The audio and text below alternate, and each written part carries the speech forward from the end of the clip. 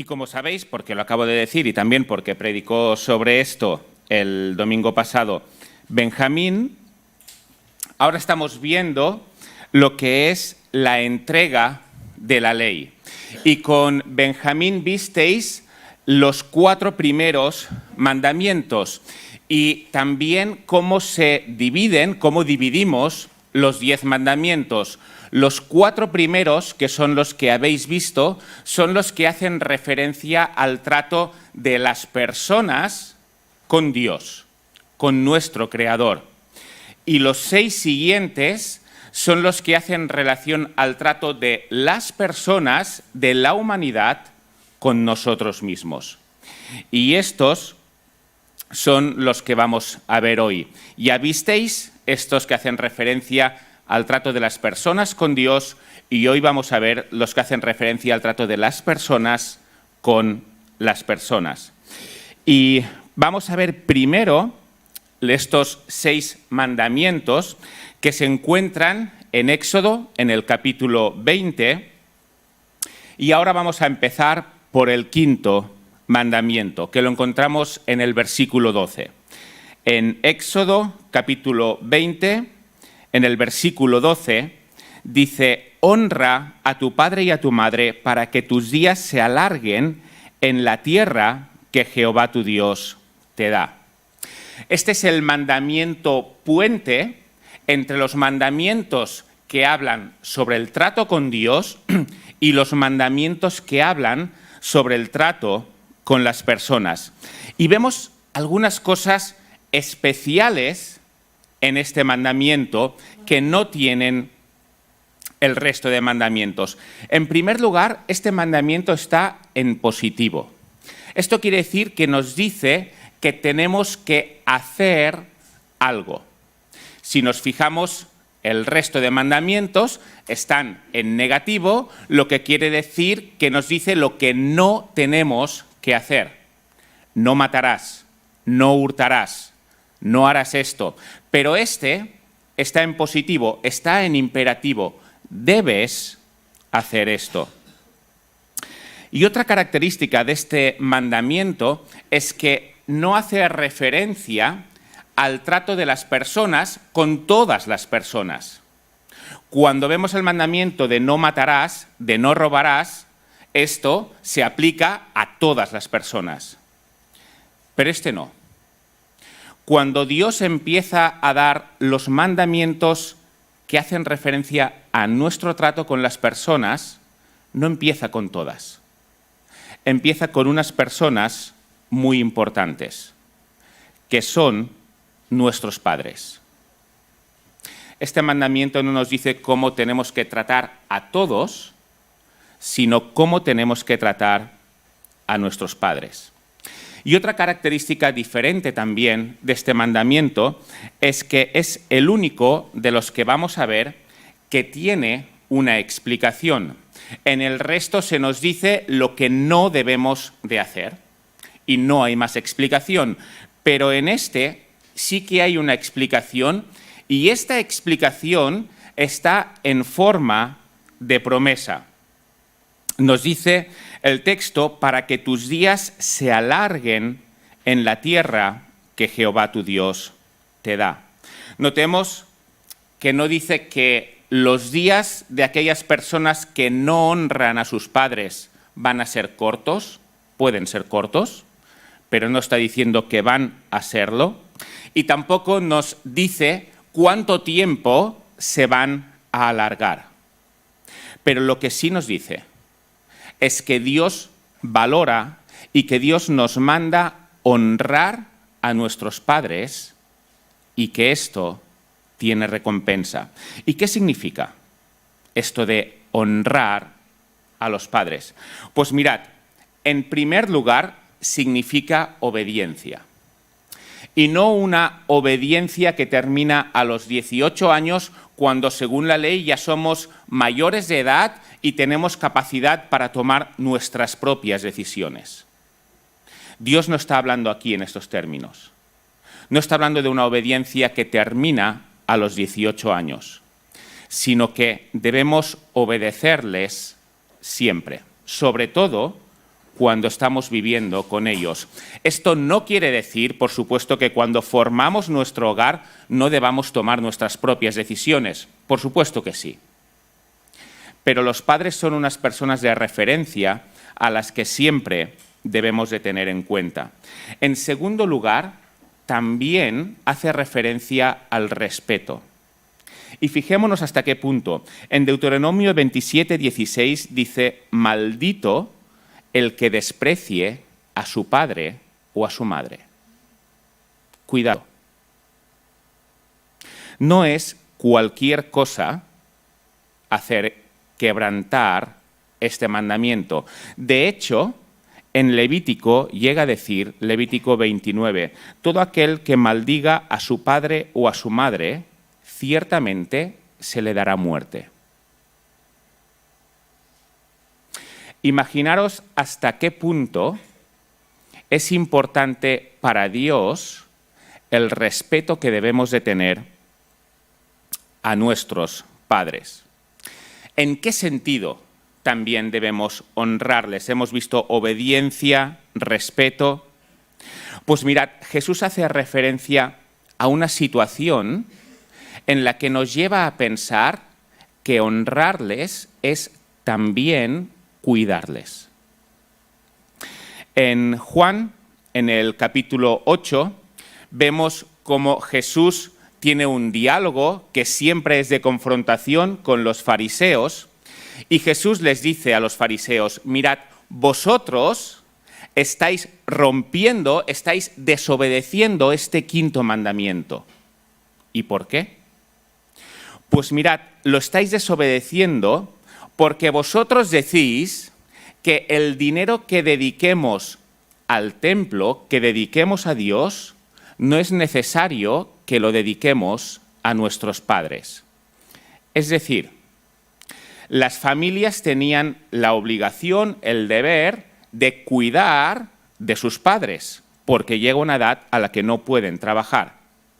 Y los hijos tienen el deber de proveer económicamente, en aquel momento no había jubilación por parte del Estado, de proveer económicamente para los padres.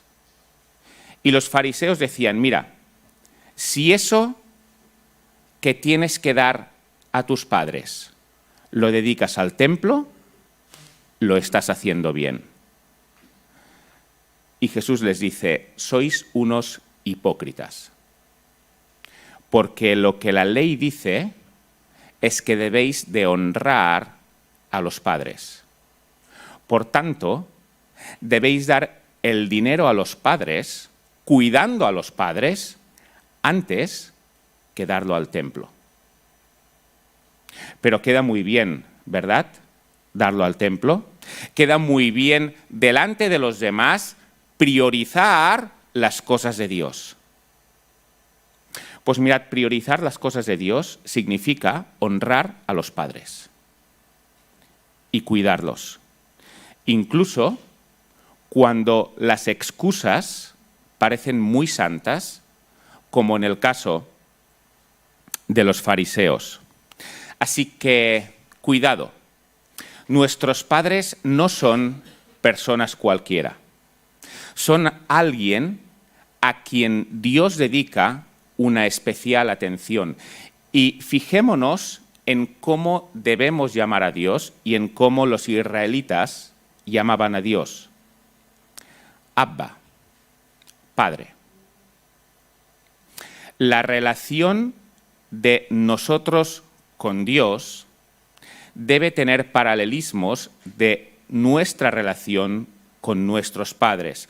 Por supuesto, estamos hablando en términos normales. No hablamos de unos padres que puedan ser despóticos, que puedan ser contrarios a la fe, que quieren que nos alejemos de Dios. No hablamos de estas situaciones. Hablamos de las situaciones normales.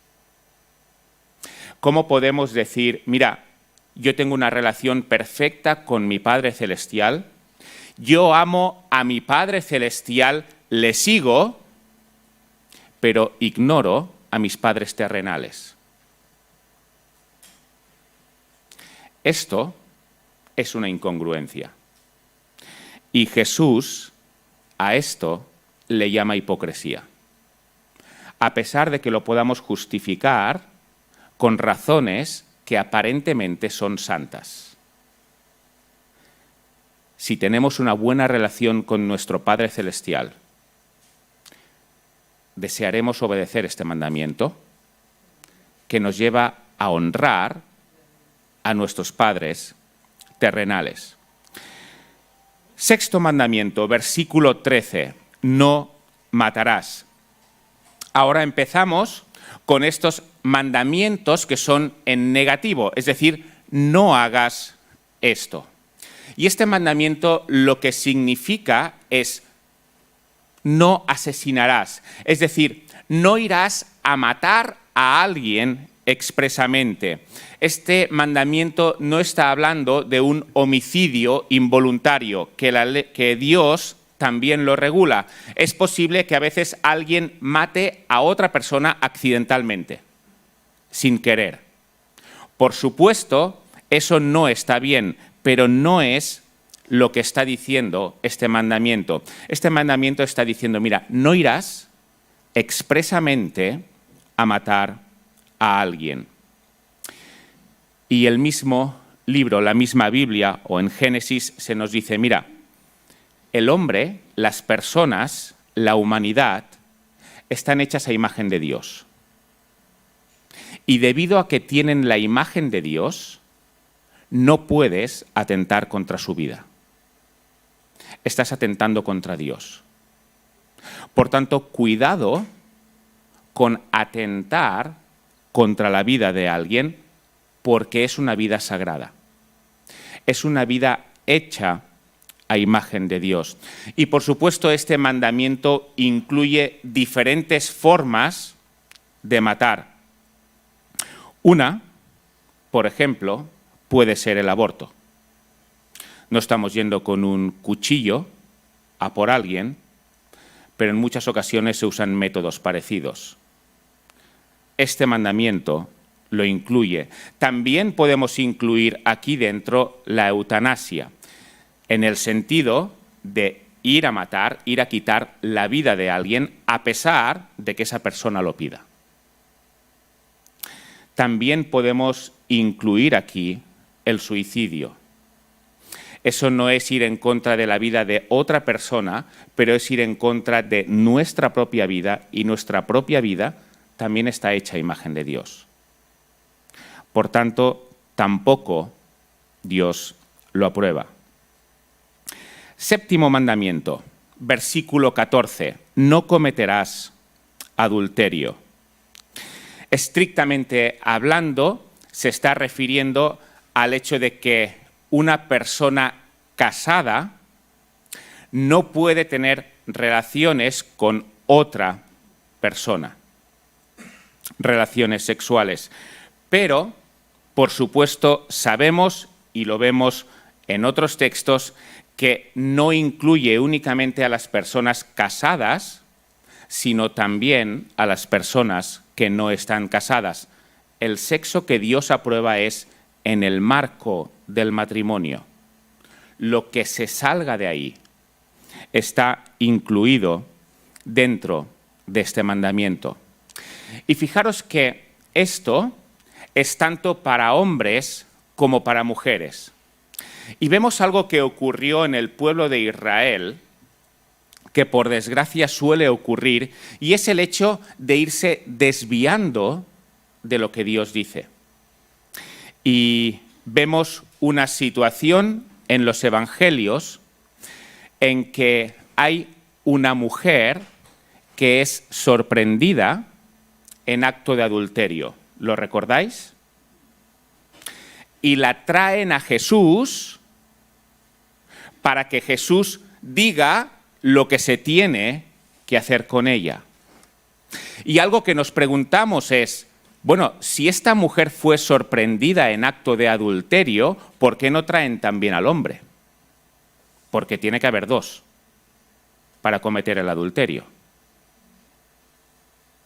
Pero lo cierto es que al hombre, por desgracia, se le solía excusar. ¿Pero esto es lo que Dios dijo? ¿Que excusaran al hombre? Si vemos lo que nos dice la ley en Levítico 20:10, dice, si un hombre comete adulterio con la mujer de otro hombre, el adúltero y la adúltera, los dos, son los que reciben las consecuencias, no uno, sino los dos. Después, la aplicación de estas leyes se desvía de lo que Dios dice, pero Dios es justo. Y si lo cometen dos, las consecuencias son para los dos. Octavo mandamiento, versículo 15, no hurtarás. Y por supuesto, aquí no está haciendo referencia únicamente a los carteristas que encontramos en las Ramblas de Barcelona, quitando la cartera a los turistas, sino que aquí hace referencia al hecho de que no debes coger nada, incluso no debes tener nada que no te pertenezca. No debes tener nada que le pertenezca a otra persona y, por supuesto, que esa otra persona desee tenerlo. Si te lo ha dado, es tuyo, por supuesto. Pero no debemos tener nada de otras personas, ni cogido, ni que se lo debamos. Esto incluye, por ejemplo, al Estado. No debemos tener nosotros lo que le corresponde al Estado. Pero también incluye a Dios. En Malaquías, lo que el profeta hace es decir al pueblo de Israel, estáis robando a Dios. ¿Cómo? ¿Han entrado al templo y han cogido de lo que había dentro del templo para llevárselo a sus casas? No. No habían hecho eso. Lo que habían hecho es no dar los diezmos. Y Dios dice, cuando no me dais lo que me corresponde, me estáis robando. Por tanto, es posible robar sin ir a la casa de nadie, sin ir a la iglesia de nadie y coger algo. Reteniendo para nosotros lo que no nos corresponde, también estamos infringiendo este mandamiento. Noveno mandamiento, versículo 16. No hablarás contra tu prójimo falso testimonio. Y estrictamente hablando, hace referencia al testimonio dentro de lo que podía ser un juicio. Es decir, no acusar falsamente a alguien en un juicio. Pero sabemos que Dios ama la verdad en toda circunstancia. No únicamente en un juicio, sino en toda circunstancia. Dios manda que seamos veraces siempre. Por lo tanto, lo que no tenemos que hacer es decir nada que no sea verdad. Tampoco, por supuesto, incluyendo algo contra otra persona. Incluso podemos ir un poquito más allá en este mandamiento. Y lo que nos está diciendo es, mira, no acuses a nadie de una forma infundada. Si es fundada, si es cierto, de acuerdo. Pero acusar de una forma infundada es hablar falso testimonio contra alguien. Y es algo que debemos evitar. Décimo y último mandamiento que vamos a ver. Versículo 17. No codiciarás la casa de tu prójimo, no codiciarás la mujer de tu prójimo, ni su siervo, ni su criada, ni su buey, ni su asno, ni cosa alguna de tu prójimo. Este codiciar lo podemos entender como no desear algo de tu prójimo, pero desearlo de una forma que te duela el hecho de no tenerlo. En este sentido, por supuesto, podemos admirar lo que tienen otras personas, es normal. Hay personas que tienen cosas que son extraordinarias, podemos admirarlo, ahí no hay problema. Pero desearlo al punto que nos duela no tenerlo es el hecho de codiciarlo. Y esto, dice Dios, no debe ocurrir, porque si ocurre, es causa de insatisfacción. Y fijémonos en algo, cometer este pecado a quien le hace daño es a uno mismo, no a la persona de la cual estamos codiciando. De hecho, quizá incluso podemos hacer que aumente su satisfacción porque estamos codiciando algo que tiene. Pero este mandamiento afecta al corazón de cada uno. Si yo robo, a mí me puede afectar y me debe afectar, pero estoy afectando a las posesiones de otra persona. Si yo mato, estoy atentando contra la vida de otra persona. Si yo adultero, lo estoy haciendo contra mi propia vida, pero también contra la de otra persona. Pero este mandamiento al único que perjudica es a aquel que lo comete. Es aquel que está codiciando. Y fijémonos que algo que nos enseña también este mandamiento es que Dios no se ocupa únicamente de aquellas cosas que hacemos, de aquellas acciones que también, como robar, matar y todo lo que hemos estado viendo, sino que Dios se ocupa también de nuestro interior. Dios se ocupa también de lo que ocurre dentro de nosotros. La codicia es algo que nos ocurre dentro. Es algo que lo podemos tener al nivel más elevado, pero habernos ejercitado en disimularlo y nadie sabe que estamos codiciando. Y podemos parecer exteriormente que no estamos quebrantando en absoluto este mandamiento, porque ocurre en nuestro interior. Y Dios dice, mira, lo que ocurre en tu interior me importa. Eso también me importa. Y por ello está este mandamiento.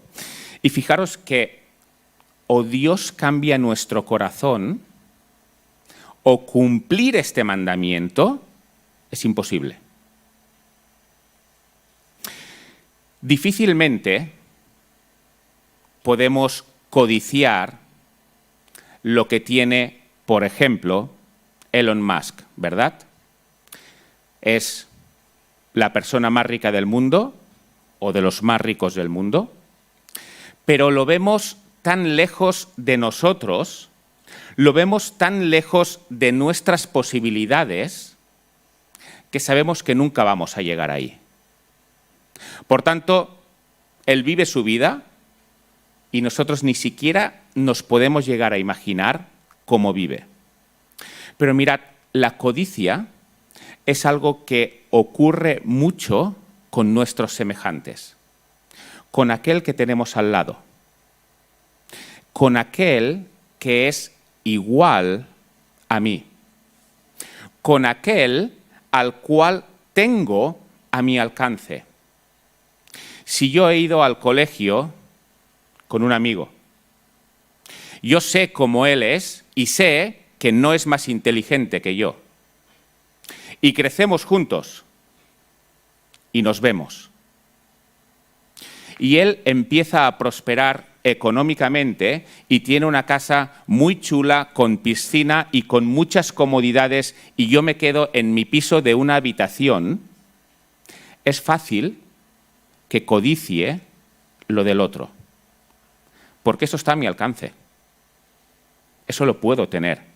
Es más, lo tiene él, que no es más inteligente que yo. Incluso quizás está en mi familia. Es muy fácil codiciar aquello que podemos tener a nuestro alcance, sobre todo de personas cercanas. Y Dios dice, no lo codicies. Esta codicia es un pecado del corazón. Y me importa lo que ocurre en tu corazón. Hasta aquí los 10 mandamientos. ¿Os habéis visto identificados en el hecho de incumplir alguno de ellos? Vamos a tener algunas reflexiones sobre ellos. La primera de ellas, ¿se viviría bien en una sociedad que se rija por estos mandamientos? ¿Se viviría bien?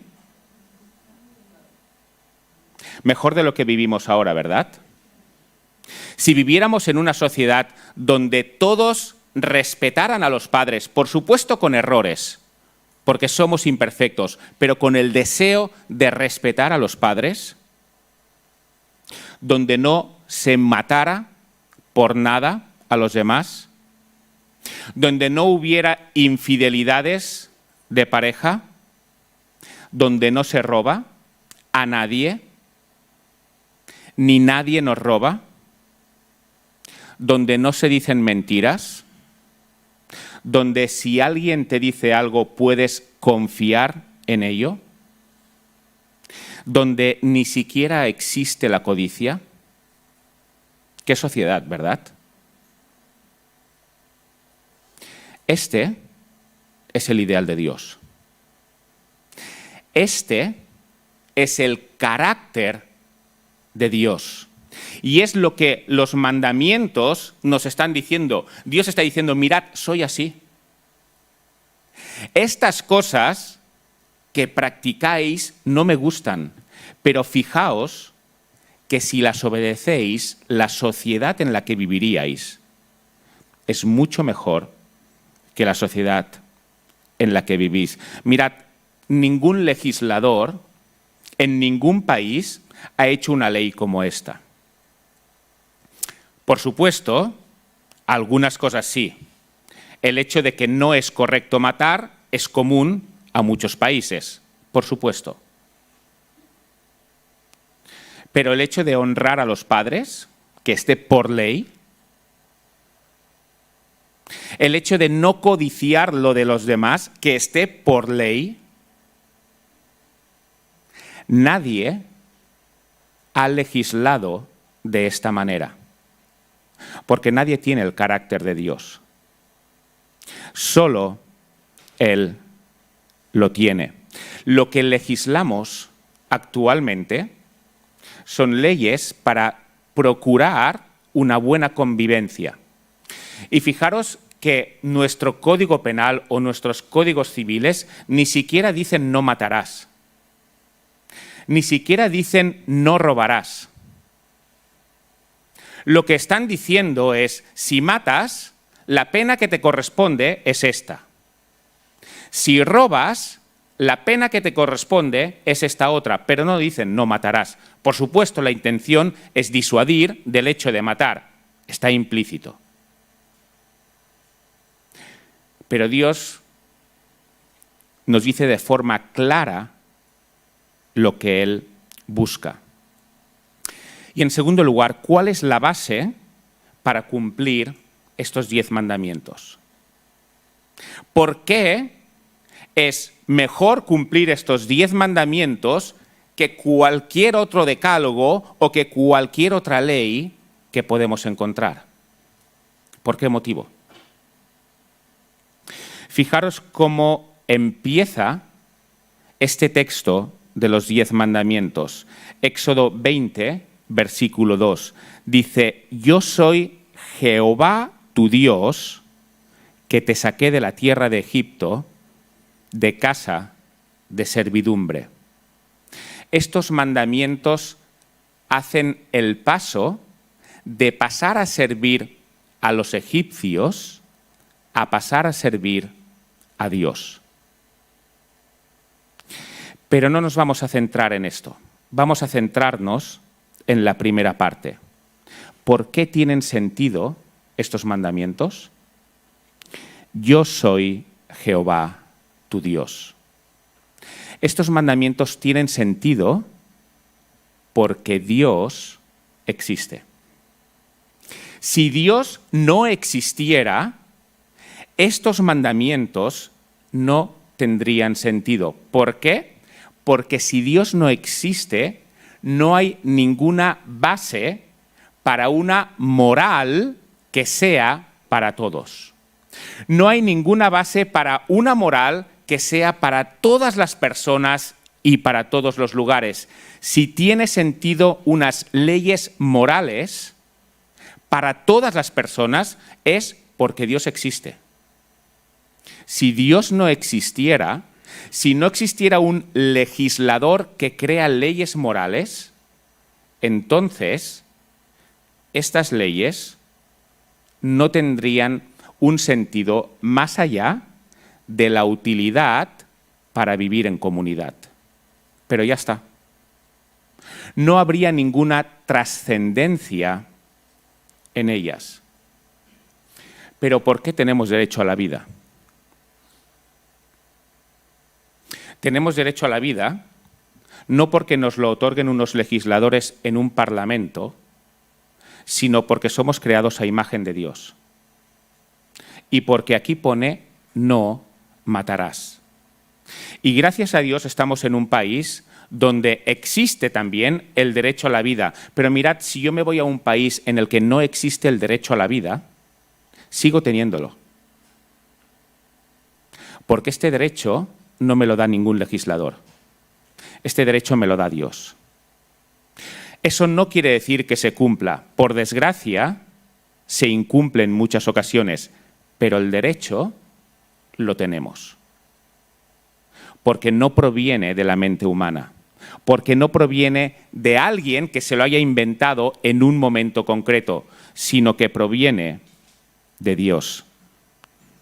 Pero si Dios no existe, si en realidad lo que somos es células adultas que han ido evolucionando, que han ido creciendo, entonces no hay motivo para una moral que se aplique a todas las personas. No lo hay. Y de hecho, los ateos luchan con ello. Y un problema que tienen es cómo establecemos leyes morales si no hay un legislador eterno que las ponga. ¿Cómo lo hacemos? Y mirad, entre las filas del ateísmo hay algunos que son bastante sinceros con esto. Y hace más de 100 años, Nietzsche, al quien probablemente conocéis, entendió mejor que muchos de sus compañeros ateos la consecuencia de que no haya Dios y las implicaciones para la ética del hecho de que no haya Dios. Y él dijo literalmente, mira, Dios no existe. Y porque Dios no existe, no hay ninguna moral trascendental. Porque el origen de una moral trascendental que sea para todas las personas está únicamente en Dios. Y si Dios no existe, esta moral no está. Por tanto, no hay un estándar moral que todos debamos cumplir. Es más, él fue más allá y dijo, mira, los estándares morales que hay por ahí, haciendo referencia sobre todo al decálogo, a lo que acabamos de ver, a las leyes morales del cristianismo, son atrasados, son tontos, son de siervos.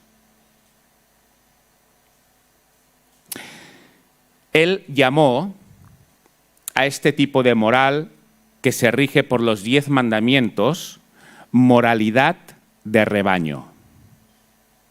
Los tontos son los que cumplen esto. ¿Y quiénes son los buenos, entonces? Pues mirad, él llamó al levantamiento de lo que llamaba superhombres. Y esos superhombres son aquellos que son capaces de quitarse esta moralidad de los 10 mandamientos de encima y tener una moralidad más agresiva, dedicada y guiada únicamente por el deseo de tener poder. Esa es la moralidad que se deriva del hecho de que no exista Dios. Literalmente. De hecho, él escribió en su libro, uno de ellos, Más allá del bien y del mal, os lo leo literalmente, dice: encarnado el deseo de tener poder, este superhombre se esforzará en crecer, esparcirse, capturar, volverse predominante, no desde una moralidad o inmoralidad, sino porque es viviente y porque la vida simplemente es el deseo de tener poder. Esto es lo que se deriva del hecho de no hay Dios. Y no es de extrañar que Hitler encontrara en él un apoyo importante para lo que hizo. Porque si no hay Dios, entonces no hay leyes morales trascendentales que sean para todos. Si no hay Dios, no es mejor ayudar a una persona que robarle. Depende de lo que te sea más útil. Y de esta forma podríamos argumentar mucho más. Para Nietzsche, esta moralidad de los 10 mandamientos es para débiles, para tontos. Y de hecho, tiene razón si en el versículo 2 no dijera yo soy Jehová. Pero en realidad hay un yo soy Jehová, hay un Dios. Y si hay un Dios, entonces hay un motivo para que estas leyes sean para todas las personas, para todos los lugares. Porque Él sí que es un legislador eterno. Y fijaros, la intención de Dios al dar estos mandamientos es que sepamos que debemos de rendir cuentas delante de Él. Para Nietzsche no debía ser muy complicado hablar del superhombre si después no tiene que rendir cuentas delante de nadie. Haces lo que quieres y, como se dice en castellano, muerto el perro se acabó la rabia. Pero para Dios no es así. Para Dios hay trascendencia y estas leyes están para que las obedezcamos. Si nos fijamos en lo que ocurre justo después de dar las leyes, fijémonos cómo empiezan. Empiezan diciendo yo soy Jehová tu Dios. Así empiezan.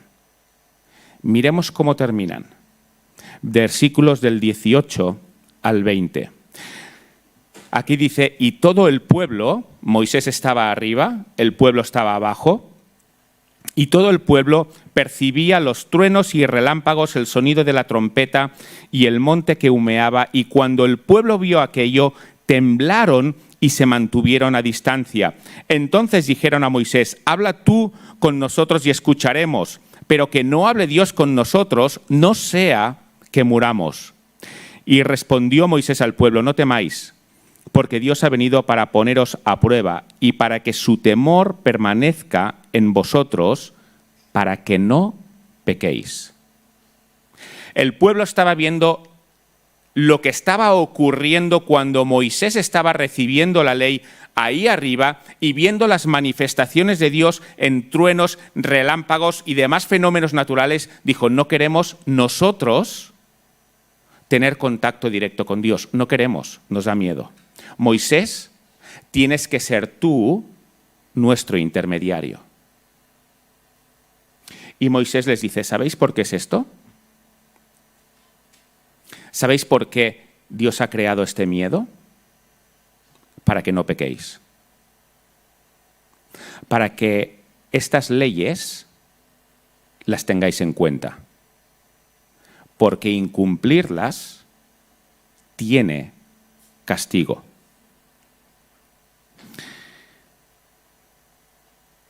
¿Te has visto reflejado en alguna de estas? ¿Puedes presentarte delante de Dios y decir, mira, no temo ni a los truenos, ni a los relámpagos, ni a ninguna de estas manifestaciones de Dios, porque delante de estas leyes estoy impoluto? Nadie puede levantar la mano. Lo cierto es que lo que le ocurre al pueblo de Israel, el temor, es algo que debemos de tener todos, porque todos hemos incumplido esta ley.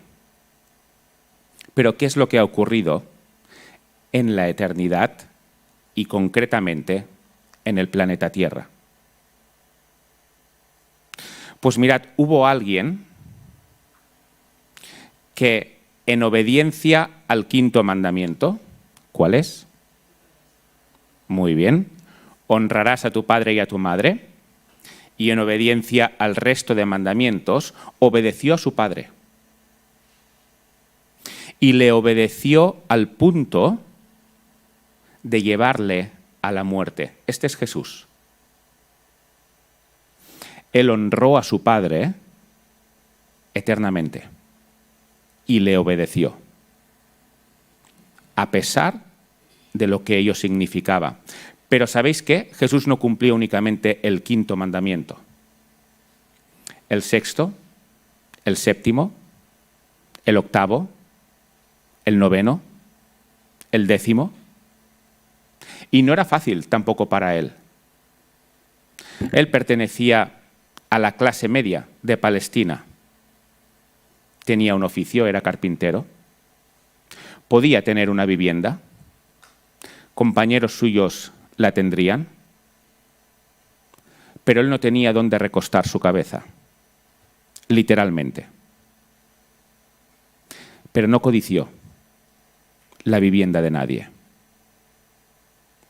Y él cumplió todo esto para que cuando vengan estos truenos y relámpagos, a pesar de que nosotros no hayamos cumplido esta ley, podamos acogernos a su cumplimiento perfecto de esta ley y decirle a Dios, aquí estoy, no por mis méritos, sino por los de Jesús. Fijémonos que Jesús no descendió a la tierra un Viernes Santo, murió y después resucitó. Podía haberlo hecho, siendo Dios. Pero Él no vino el viernes a morir. Él estuvo 33 años aquí, antes, porque tenía que cumplirlo todo. Tenía que cumplir todos estos mandamientos para ser perfecto en nuestro lugar. Y honró a su Padre obedeciéndole hasta la muerte, para que tú y yo no temamos esta ira. Por supuesto, los mandamientos siguen siendo relevantes para nosotros porque nos dicen cómo debemos vivir, pero ahora ya no nos dicen cómo debemos obtener la salvación, porque la salvación está en Jesús. Pues fijémonos en aquel que los cumplió. Fijémonos en aquel que vino y que no codició, que no robó, que no mató, que podía haber hecho todo esto, pero no lo hizo para que nosotros no tengamos que temer esta ira que el pueblo estaba temiendo. Y además, regocijémonos en cómo es Dios. Y veamos en estos mandamientos su personalidad, su gloria. Y digamos, Dios te alabo porque realmente esto es lo bueno.